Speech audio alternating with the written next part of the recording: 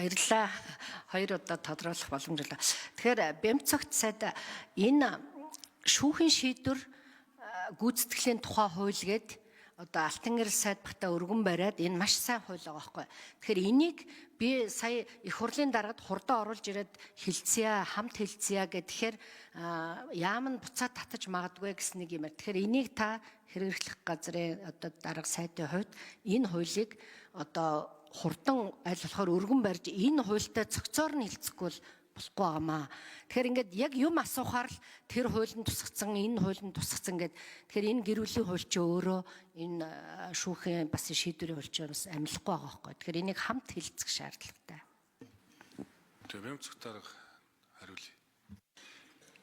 За ойлголоо. Тэгээ гэр бүлийн тухай хуулийн гэр бүлийн шүүх байгуулах тухай хууль энэ бүх одоо хуулиуд бол хууль зүйн дотоод хэргийн сайд эрхлэх асуудлын хүрээнд боловсруулагдсан.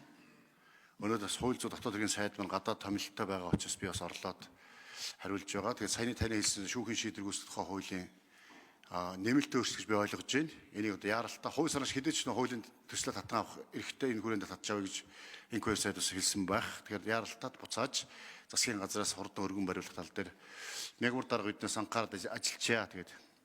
Ойрын хугацаанд намрын чуулган завсгахаас өмнө өргөн бариад тэгээд энэ хуулиа хилцэхдээ хамт хилцээд явах боломжтой гэж харж байгаа манай ажлын хэсгийн бас анхааралд авчаараа.